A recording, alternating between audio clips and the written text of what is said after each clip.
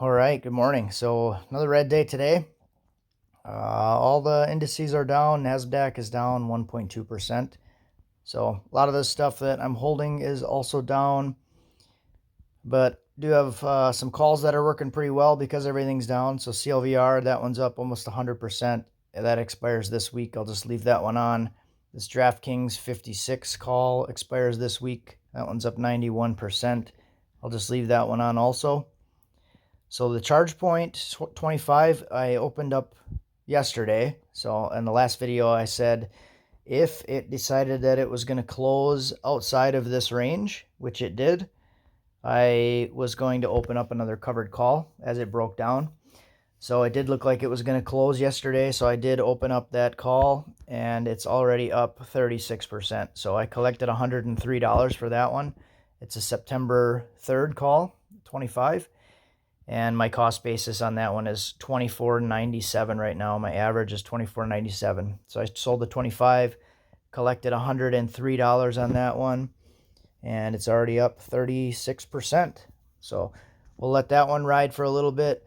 This TQQQ call credit spread it has to stay under 138. So that one's looking pretty good right now because the price is at like 132. But that one's also out to September, so a lot could happen in a couple weeks.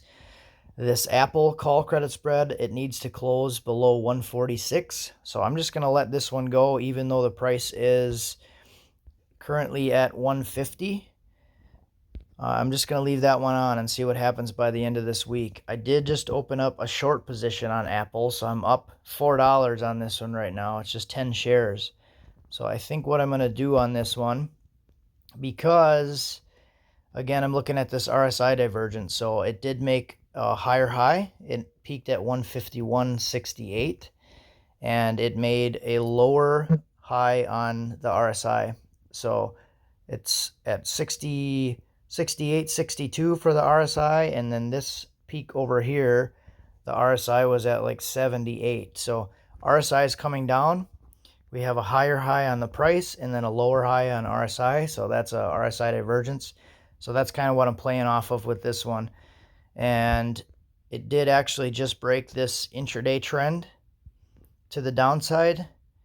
So I opened up this short position here, 10 shares. It's at 150.56. So what I'm actually going to do with this one, just so I don't really have to pay attention to it, is I'm going to put on a take profit order, a stop loss and take profit. So if you're in this screen and you go to the position and then you go buy to close, you can hit stop loss take profit order. If it was a long position, you could hit sell and then take profit or stop loss order. So what I'm going to do with this one is I'm going to put the stop loss at 152.10. So it's a little bit above the previous high. So I'll lose like 15 bucks. And then I'm going to put this one around the 135 range because that's where the 100-day moving average is. So risking 15 to potentially make 150 if I get the move in that direction. So I'll hit place order.